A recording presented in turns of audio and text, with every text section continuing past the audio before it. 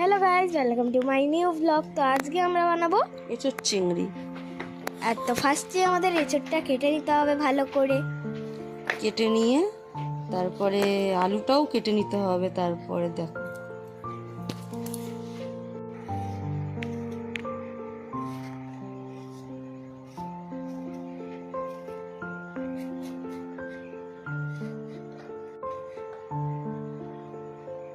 আলুটা কাটা হয়ে গেলে তারপরে এঁচোড় আর আলুটাকে ধুয়ে নিতে হবে।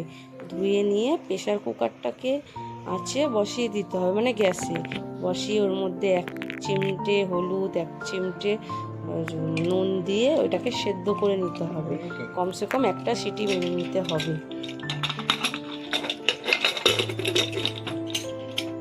সিটি মারা হয়ে গেলে তারপর দেখবে খুলে গলে গেছে কিনা। আশা করবে গলেই যাবে। গলে গিয়ে এটাকে ঝুড়ির মধ্যে ছেঁকে নিতে হবে।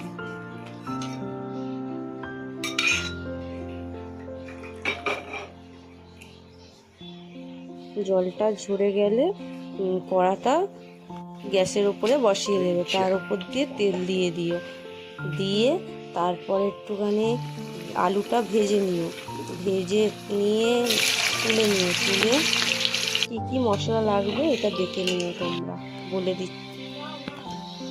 ছোট ইলাইচি আছে, লং আছে, দারচিনি আছে, বড় এলাচ আছে, জিরে, শুকনো লঙ্কা, তেজপাতা, এটা ফোড়ন। এইগুলো সব ফোড়নের জন্য লাগবে। আলুটা ভাজা হয়ে গেছে, এবার আলুটা আমরা তুলে নেব। এবার মা তুমি চুপ করো, আমি বলছি। এবার ঠিক আছে, আমি করে গেলাম, তুমিই বলো। এবার এঁচোড়গুলো সব আমাদের ভেজে নিতে হবে কড়াই দিয়ে। ভেজে নেবার পর ওগুলো লাল লাল হয়ে যাওয়ার পর তুলে নিতে হবে আলুর সাথে। তোলা হয়ে গেলে তারপর কি হবে? এবার হয়ে যাওয়ার পর প্রথমে যেই মশলাগুলো দেখালাম ফোড়ন দেওয়ার জন্য, ওগুলো দিয়ে দিতে হবে কড়াই। এবার তুমি চুপ করো, আমি বলছি। ঠিক আছে মা। পেঁয়াজগুলো তারপরে কড়ার মধ্যে দিয়ে দিতে হবে। দিয়ে নাড়িয়ে চাড়িয়ে আদা রসুনটাও দিয়ে দিতে হবে। কিন্তু ওই মশলাটা একটু ভাজা ভাজা মানে হয় যেন রাখি সবসময় গোটা মশলাগুলো, তাহলে বারবার বাটতে হবে। 1 চামচ, 2 চামচ, 2.5 চামচ। তারপরে পেঁয়াজ আদা রসুনটা যখন ভাজা হয়ে যাবে তখন টমেটো আর লঙ্কাটাকে দিয়ে দিতে হবে। দিয়ে খুব ভালো করে ভাজতে হবে। তেল তেল ভাব করতে হবে। যদি তেল তেল বেরিয়ে গেলে মশলাটা কষানো ভালো হয়। টমেটোর মধ্যে একটু নুন দিয়ে দেবে। নুন দিয়ে নাড়াবে। নুন দিতে বলেছি কেন, তাহলে নুন দিলে ওইটা থেকে তেল তাড়াতাড়ি করে ছেড়ে দেবে।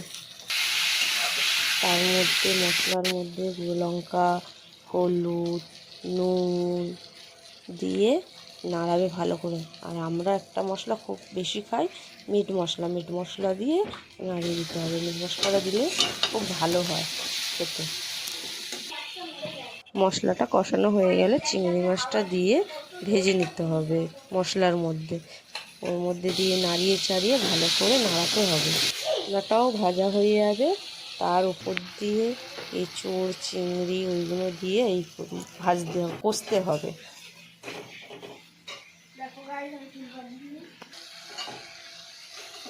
পেঁয়াজ ভাজা হয়ে গেছে তো?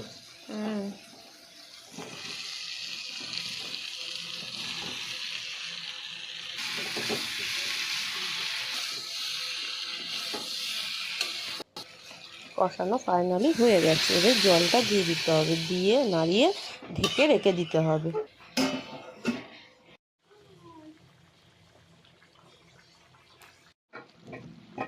নাকি একটু হবে, দেখো ঢাকনা খুলে দেখলাম হয়ে গেছে কি না।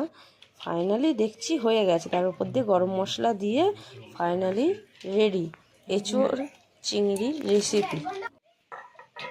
এরকম করে বানিয়ে দেখবে, খুবই টেস্টি লাগে। আর আমার চ্যানেলটাকে লাইক অ্যান্ড সাবস্ক্রাইব করে দিও এমনি আরও ভিডিওর জন্য। ততক্ষণের জন্য টাটা বাই বাই, দেখা হবে নেক্সট ব্লগে। ততক্ষণ আমরা এটা টেস্ট করি। টাটা। আমরা খাবো। খাও মা। হুম।